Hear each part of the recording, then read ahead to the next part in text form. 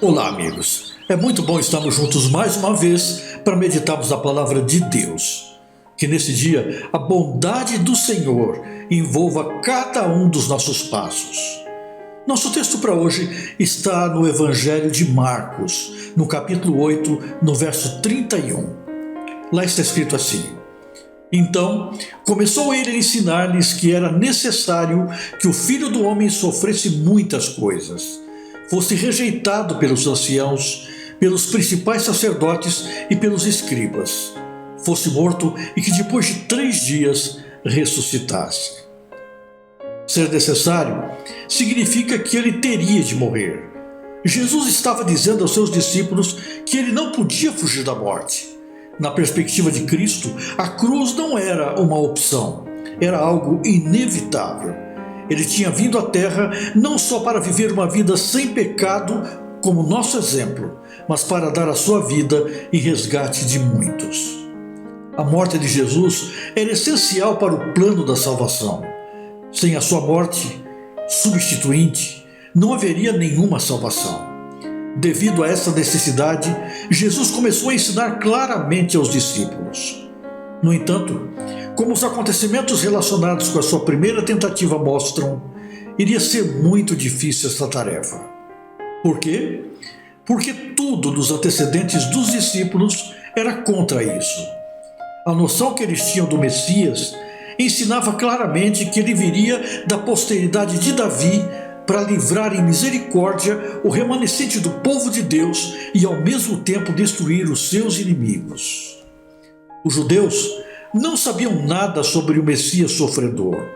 Consequentemente, o anúncio de um Jesus que deveria morrer apanhou os discípulos totalmente desprevenidos.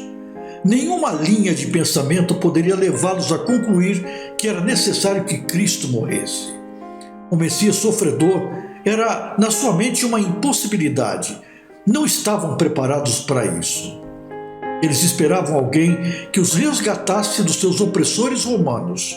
E como não compreendiam a função do Messias, certamente não estavam em posição de captar o significado da sua ressurreição. Uma falha que mais tarde lhes causaria grande angústia. As ideias preconcebidas que eles tinham e que eles trouxeram para as Escrituras cegaram os primeiros discípulos. E esta mesma dinâmica ameaça-nos a todos nós nos tempos atuais. Devemos ler a Bíblia sem preconceitos, a fim de que Deus nos fale de maneira clara, nos revelando a sua vontade, ainda que ela seja contrária àquilo que nós imaginamos ou desejamos. Que nesse dia o Senhor nos ajude a ter os olhos bem abertos, o nosso coração livre para receber a sua vontade e acreditar nas suas palavras, quaisquer que sejam elas. Vamos orar?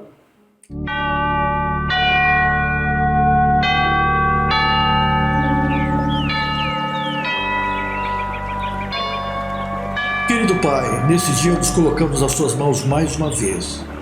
Rogamos que o Senhor livre a nossa mente de ideias preconcebidas que nos impeçam de receber a Tua palavra. Que o Senhor nos fale de maneira clara, nos ajude a Te ouvirmos, ainda que aquilo que tens a nos dizer não seja necessariamente o que desejaríamos escutar. Abençoa-nos nesse dia, dá-nos a Tua paz e a Tua graça, em nome de Jesus. Amém.